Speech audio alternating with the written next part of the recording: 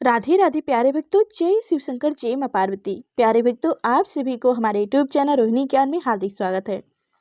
प्यारे भक्तों, आज आप स्मरण करेंगे फागुन मास की छठे अध्याय कथा। कल की कथा के बाद आज इस कथा को ध्यानपूर्वक सुनिएगा। प्यारे भक्तों, ये जो महीना फागुन का चल रहा है, यह महीना भगवान शिव और माँ पार्वती को समर्पित है। तो इसलिए हर अध्याय कथा में भगवान शिव और माँ पार्वती की महिमा की कथा सुनाई जाती है, जो भगवान शिव और माँ पार्वती के भक्तों की कथा सुनाई जाती है। तो इसलिए आप हर रोजाना नित्य नियम से हर अध्याय कथा सुनते रहिएगा। प्यारे भक्तों, अगर हमारे चैनल पे आप नए हैं तो लाइक कर चैनल को सब्सक्राइब अवश्य कर लीजिएगा और कमेंट में जय शिव शंकर जरूर लिखिएगा। प्यारे भक्तों, कितनी माता बहनें जो होती हैं कथा सुनने के बाद लाइक कर चैनल को सब्सक्राइब नहीं करती हैं, तो प्लीज कर लीजिएगा। तो चलिए अब कथा ध्यानपूर्वक सुनिएगा। एक समय की बात है, पार्वती जी के साथ भगवान शिव भ्रमण करते हुए धरती पर इमरावती नगर में आए। वहां के राजा ने शिव जी का एक मंदिर बनवाया था। शिव जी वहीं ठहर गए। एक दिन पार्वती जी शिव जी से बोली, नाथ आइए आज चौपर खेलें। खेल शुरू हुआ। उसी समय पुजारी पूजा करने के लिए आया। पार्वती जी ने पूछी, पुजारी जी बताइए जीत किसकी होगी? वह बोले, शंकर जी की। पर अंत में जीत पार्वती जी की हुई। पार्वती ने झूठी भविष्यवाणी के कारण पुजारी जी को कोढ़ होने का श्राप दे दिया और वह कोढ़ हो गए। कुछ समय के बाद उसी मंदिर में स्वर्ग से अप्सराएं पूजा करने के लिए आईं और पुजारी को देखकर उसने कोढ़ होने का कारण पूछी। उनके प्रश्नों का उत्तर देते हुए पुजारी जी ने सारी बात बताई। तब अप्सराओं ने उन्हें 16 सोमवार के व्रत के बारे में बताते हुए और महादेव जी से अपने कष्ट हरने के लिए प्रार्थना करने को कहा। पुजारी जी ने खुशी से व्रत की विधि पूछी। अप्सराएं बोली, बिना अन्न एवं जल ग्रहण किए सोमवार को व्रत करो और शाम की पूजा करने के बाद आधा से ही गेहूं का आटे का चूरमा तथा मिट्टी की 3 मूर्तियां बनाओ और चंदन, चावल, घी, गुड़, दीप, बेलपत्र आदि से भोले बाबा की उपासना करो।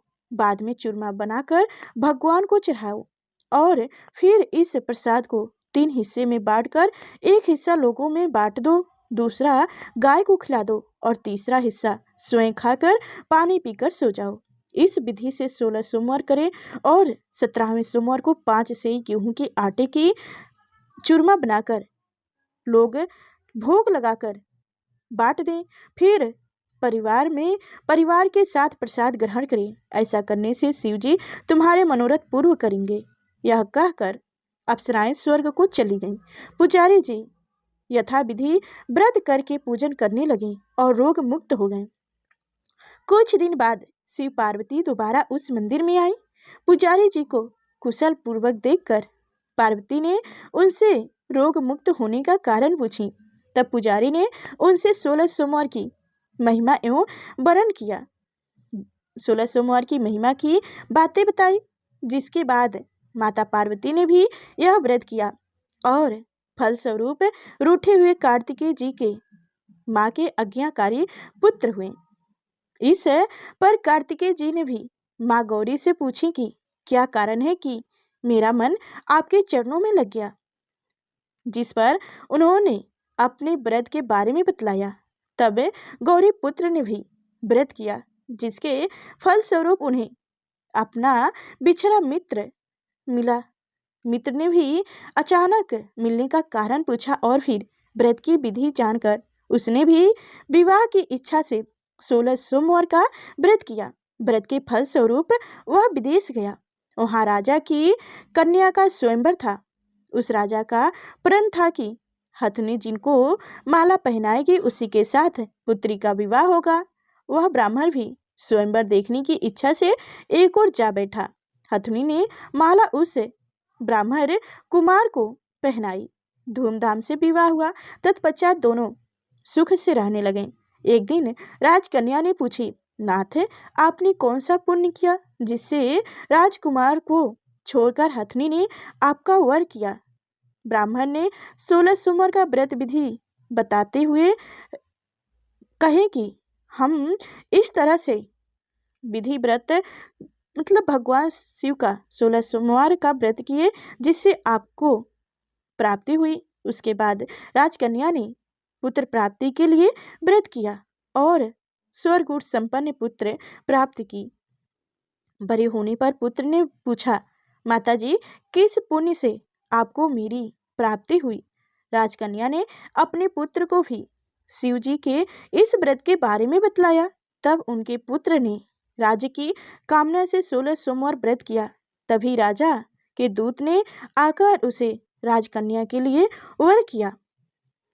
उनका विवाह संपन्न हुआ और राजा के दरगुर होने पर ब्राह्मण कुमार को गद्दी मिली। फिर वह इस व्रत को करता रहा। एक दिन उस राजा ने अपनी पत्नी से पूजन सामग्री शिवालय में ले चलने को कहा, परंतु उसने दासियों द्वारा भेजा दी। जब राजा ने पूजन समाप्त किया तो आकाशवाणी हुई कि वह अपनी पत्नी को निकाल दे, नहीं तो वह तेरा सत्यानाश कर देगी। प्रभु की आज्ञा मानकर उसने रानी को निकाल दिया। रानी भाग्य को कोसते हुई नगर में एक बुढ़िया के पास गई। दिन दुखी देखकर बुढ़िया ने उनके सिर पर सूत की पोटली रख बाजार भेज दी। रास्ते में आधी आई, पोटली उड़ गई। बुढ़िया ने उसे फटकारते हुए भगा दिया। वहां से वह रानी तेली के यहाँ पहुंची तो सब बर्तन चटक गए। उसने भी निकाल दिया। पानी पीने नदी पर पहुंची तो नदी सूख गई। सरोवर पहुंची तो हाथ का स्पर्श होते ही जल में कीड़े पड़ गए। उसने उसी जल को पिया। आराम करने के लिए जिस पेड़ के नीचे जाती वह सूख जाता। वन और सरोवर की यह दशा देखकर ग्वालों उसे मंदिर के गोसाई के पास ले गए। सारी कथा जानकर वह समझ गए यह कुलीन अबला आपत्ति की मारी है। तब वह धैर्य बांधते हुए बोले, बेटी, तू मेरे यहाँ रह, किसी बात की चिंता मत कर।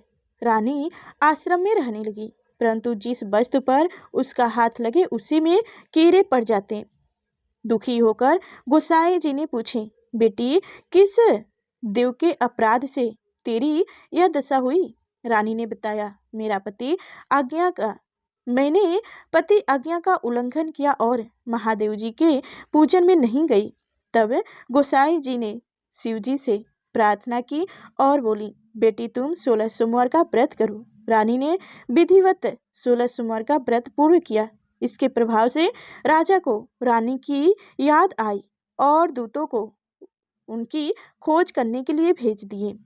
आश्रम में रानी को देखकर दूतों ने रानी का पता बताया। तब राजा ने जाकर गोसाई जी से कहा, महाराज, यह मेरी पत्नी है। शिव जी के रुष्ट होने से मैंने इनका प्रतिज्ञा किया था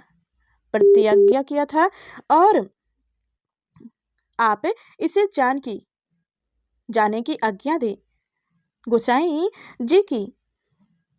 जी की आज्ञा से राजा रानी नगर में आए।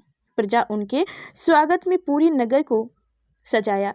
बाजे बजाने लगे, मंगल गीत गाए। इसके साथ राजा शिव जी की कृपा से हर वर्ष 16 सोमवार का व्रत को कर रानी के साथ आनंद से रहने लगा और अंत में शिवलोक को प्राप्त हुआ। इसी प्रकार से जो मनुष्य भक्ति से विधि पूर्वक 16 सोमवार व्रत करता है और कथा सुनता है, उसकी सभी मनोकामनाएं पूर्ण होती है और अंत में वह शिवलोक को प्राप्त होता है। जय शिव शंकर, जय माँ पार्वती। प्यारे भक्तों, अब एक धार्मिक कथा सुनाते हैं जो एक चिड़िया की कथा है। एक नन्ही सी चिड़िया अपने घोंसले में 2 बच्चे के साथ रहती थी। एक दिन चिड़िया अपने बच्चों के लिए दाना लेकर आई तो चुन्नू बहुत खुश हुए। चुन्नू ने कहा, माँ, बहुत भूख लगी है, पहले मेरे मुंह में दाना डाल दो। यह सुनकर मुन्नू कहने लगा, नहीं माँ, पहले मेरे मुंह में डाल दो। चिड़िया ने दोनों के मुंह में डाल दिया। उसके बाद चिड़िया ने कहा, यहाँ की फसल तो कट चुकी है, अब मुझे दाना चुगने दूर गांव में जाना पड़ेगा।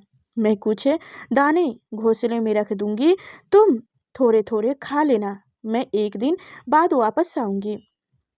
यह सुनकर दोनों बच्चे उदास हो गए, लेकिन खाना भी तो चाहिए था, इसलिए दोनों मान गए। अगले दिन चिड़िया दूसरे गांव पहुंची गई। वहां काफी थक गई थी, इसलिए वह एक पेड़ पर बैठकर आराम कर रही थी। तभी एक शिकारी ने उसे पकड़ लिया और पिंजरे में बंद करके अपने घर ले गया। घर में उसने अपनी पत्नी जानकी से कहा, जानकी, आज केवल एक चिड़िया ही हाथ लगी है, तो इसे संभाल कर रखना, कल इसे बाजार में बेच देंगे। जानकी को पशु पक्षियों का शिकार करना अच्छा नहीं लगता था। रात में जब वह सो रही थी तो उनके कानों में आवाज सुनाई दी। वह चिड़िया नारायण नारायण का जप कर रही थी। जानकी पिंजरे के पास गई। उसने चिड़िया से पूछी तो चिड़िया ने कहा, मेरे 2 छोटे बच्चे हैं जो दूर जंगल में हैं, तो दाना लेने निकली थी। अगर मैं कल तक नहीं पहुंची तो वो दोनों भूख से मर जाएंगे, इसलिए मैं भगवान विष्णु को याद कर रही हूँ। वो आकर या तो मुझे बचा ले या मेरे बच्चों को दाना दे दें।